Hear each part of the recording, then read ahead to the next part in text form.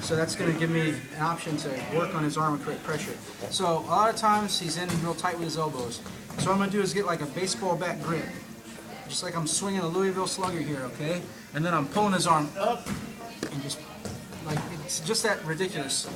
Just leaning on it, okay? So from here, what I want to do is I don't want to collapse all my weight on him. I actually just want to keep my arm straight to encourage him to sit up. Because don't you want to close the gap?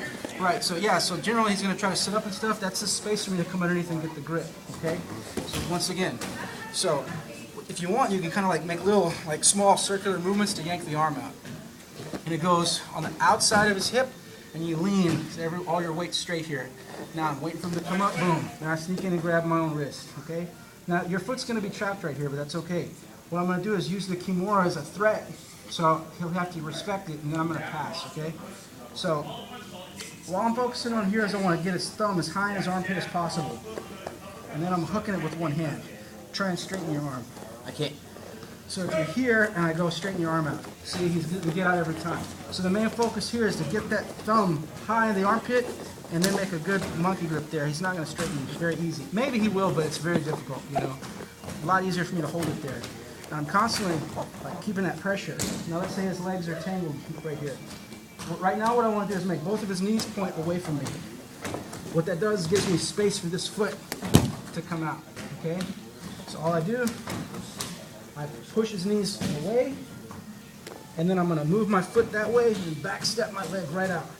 Boom. Now this hand can come off and I go back into my hold, okay? So you got the basic finish that you guys just did. Boom.